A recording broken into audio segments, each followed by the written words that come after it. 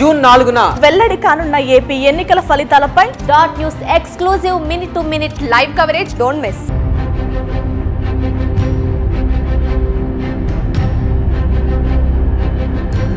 నమస్తే, welcome to dot news.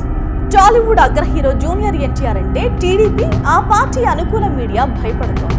అందుకే ఆయన్ను వారంతా టార్గెట్ చేస్తున్నారు. జూనియర్ ఎన్టీఆర్ తన పనేదో తాను చేసుకుంటూ వెళ్తున్నారు. 2009లో టీడీపీకి ఎన్నికల ప్రచారం చేస్తూ రోడ్డు ప్రమాదంలో ఆయన గాయపడ్డారు. ఆ సమయంలో ఆసుపత్రిలో ఉంటూ కూడా తెలుగుదేశం పార్టీని గెలిపించాలంటూ జూనియర్ ఎన్టీఆర్ అభ్యర్థించిన విషయం తెలిసిందే. అప్పట్లో జూనియర్ ఎన్టీఆర్ ను వైఎస్ఆర్ గుడ్డోడని సరదాగా అనడం చర్చనీయాంశమైంది.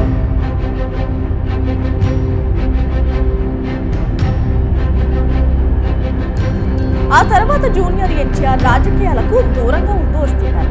అయితే మహానాడుకు జూనియర్ ఎన్టీఆర్ రాకపోవడం వివాదాస్పదమైనప్పుడు ఇది సొంత వేడుక అని రావాలని ఎవరు ప్రత్యేకంగా ఆహ్వానించాలంటూ నందమూరి బాలకృష్ణ దెప్పిపొడిచిన విషయం తెలిసింది. బాలయ్య కామెంట్స్ ను అప్పట్లో నందమూరి హరికృష్ణ తప్పుపట్టారు. నందమూరి కుటుంబంలో జూనియర్ ఎన్టీఆర్ ను దూరంగా పెట్టారనే చర్చ చాలా రోజులుగా జరుగుతోంది.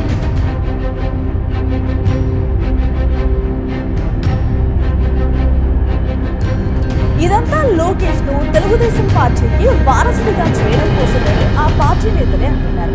తాజాగా టీడీపీ నాయకుడు బుద్ధా వెంకన్న ఆ పార్టీ అధికారిక ఛానల్లో నిర్వహించిన చర్చలో అసలు ఎన్టీఆర్ కు తమ పార్టీకి సంబంధం ఏంటని ప్రశ్నించడం ఇప్పుడు సరికొత్త చర్చకు దారితీసింది.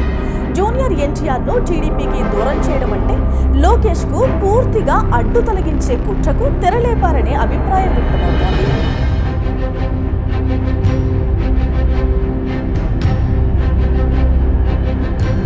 బుద్ధా వెంకన్నతో లోకేష్ మాట్లాడించి ఉంటారనే అభిప్రాయం కూడా కొందరిలో లేకపోలేదు. టీడీపీని నడిపించే శక్తి సామర్థ్యాలు లేవని ఆ పార్టీ నాయకుల బలమైన అభిప్రాయం. చంద్రబాబు తర్వాత జూనియర్ ఎన్టీఆర్ అయితేనే పార్టీని కాపాడగలరని టీడీపీ నాయకులు విశ్వసిస్తున్నారు.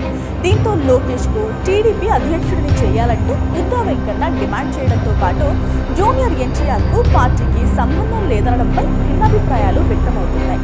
జూనియర్ ఎన్టీఆర్ అంటే చంద్రబాబు, లోకేష్ భయపడుతున్నారని స్పష్టమవుతుందని మరికొందరు అంటున్నారు.